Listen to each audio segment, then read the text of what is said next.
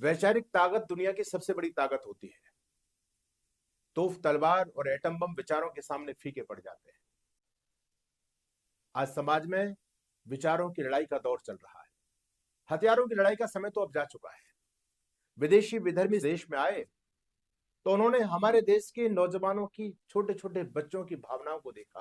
वो अपने धर्म के प्रति, अपने देश के प्रति, अपने महापुरुषों के प्रति मर जाते थे, मिट जाते थे, लेकिन कभी अपने महापुरुषों के अपमान में एक शब्द नहीं सुन सकते थे। विधर्मी लोगों ने सोचा क्यों ना कुछ ऐसा किया जाए जिससे आने वाले समय में सनातनी लोग स्वतः अपने धर्म से दूर होते चले जाएं। जिन महापुरुषों के गौरवशाली चरित्र पर इनको गुमान है, क्यों ना कुछ ऐसा बीज बोई जाए कि जिससे आने वाले समय में इनकी पीढ़ियां खुद अपने महापुरुषों से दूर हो जाएं। इन लोगों ने हमारे सारे शास्त्रों में मिलावट की, ऐतिहासिक ग्रंथों में मिलावट की, रामायण में, महाभारत में, मनुस्मृति में। वर्तमान समय में आप सुन रहे हैं, मनुस्मृति को जलाने का दौर चला हुआ है। महर्षि मनु की मूर्तियों को तोड़ा जा रहा है। याद रखिए, महर्षि मनु द्वारा प्रोक्त जो मनुस्मृति है उसमें कुछ भी गलत नहीं है। दुनिया का कोई भी व्यक्ति, चाहे अम्बेडकरवादी हो, चाहे वो भीम आर्मी वाले हो, जो लोग ये कहते हैं कि मनु ने हमारे खिलाफ कुछ बोला है, अपशब्द बोले हैं हमारी जाति के खिलाफ, उन्होंने महर्षि मनु की मनुस्मृति को तो पढ़ा ही नहीं। सुनी सुनाई बातें लोग कर रहे हैं। महर्षि मनु के नाम से कोई गलत लिख करके समाज में प्रचारित कर दे तो क्या वो महर्षि मनु का हो सकता है? बंधु, ये केवल मनुस्मृति के साथ ही नहीं है, ये रामायण के साथ भी है, महाभारत के साथ भी है, आपके अन्य धर्म ग्रंथों के साथ भी है।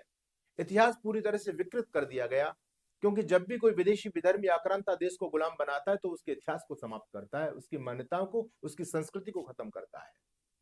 तो हमारा सब कुछ खत्म हुआ, क्योंकि बहुत लंबे समय का गुलामी का दौर हम लोगों ने झेला है। अगर ऐसा ही सब कुछ चलता रहा तो सनातन धर्म के लिए बहुत संकट का काल आने वाला है। लोग मेरे से पूछते हैं, स्वामी जी, हमको सही धर्म की जानकारी कहां से मिले, हमको सही सही साहित्य कहां से मिले? लोग फोन करते हैं मेरे पास में कि आप सत्यार्थ प्रकाश के बारे में बोलते हैं, आप मनुस्मृति के बारे में बोलते हैं, रामायण महाभारतीय ग्रंथ कहां से प्राप्त होंगे? यानी कोई ऐसी जगह है जहां हमको बिल्कुल विशुद्ध सनातन के सारे ग्रंथ मिल सके? तो मैं आज आपको वही बताना चाहता हूं कि अगर आपको तलाश है कि आपको धर्म सही चाहिए, धर्म को ठीक रूप में जानना है, संस्कृति को ठीक रूप में जानना है, महापुरुषों के जीवन को ठीक रूप में जानना है, वेदों को ठीक रूप में जानना है, शास्त्रों को, दर्शनों को ठीक रूप में समझना है, तो चिंतित होने की आवश्यकता नहीं है। हमारे बहुत मनीषी पूर्वज लोगों ने, और विशेष करके आर्य समाज की गौरवशाली परंपरा ने अपने शास्त्रों के लिए बहुत बड़ा कार्य किया है। आज दुनिया का कोई बंदा आर्य समाज के द्वारा संपादित और प्रकाशित ग्रंथों में कोई कमी नहीं निकाल सकता, क्योंकि आर्य समाज ने गंदगी को दूर किया है। अगर आपको तलाश है सही साहित्य की, तो मैं आपको सलाह देना चाहता हूं कि हमारे मित्र आचार्य ऋषिदेव जी आज एक बहुत बड़े स्तर पर सनातन धर्म की साहित्य के माध्यम से बहुत बड़ी सेवा का कार्य कर रहे हैं। वेदऋषि.com के नाम से आप गूगल पर उनको सर्च कीजिए। केवल भारत देश ही नहीं, विदेशों तक लोग उनसे साहित्य मंगाते हैं। और हाँ, वास्तव में जिस साहित्य से सनातन धर्म की रक्षा हो सकती है, वो सारा का सारा साहित्य उनके पास में अवेलेबल है। गीता, रामायण, महाभारत, वेद, उपनिषद, अन्य सैद्धांतिक ग्रंथ, सारे ग्रंथ उनके पास में है। बहुत बड़ा उनका कार्य है। तो मैं आज आपको यही बताना चाहता हूं कि अगर आप इस वैदिक धर्म और संस्कृति को जानना और समझना चाहते हैं तो आप वेद ऋषि से जुड़िएगा, आचार्य ऋषिदेव जी से जुड़िएगा। कैसा था मेरा देश, कैसे थे मेरे ऋषि, कैसे थे मेरे देश के लोगों का चरित्र, ये कितना महान देश था। लेकिन आज हमारे बच्चे हमसे ही इस देश के लेकर के, अपने महापुरुषों के चरित्र को लेकर के प्रश्न करते हैं।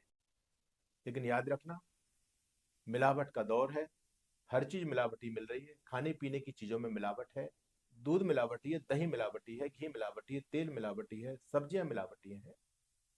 और तो और इस देश में धर्मगुरु भी मिलावटी है, ईश्वर भी नकली मिल रहा है, हर चीज नकली मिल रही है।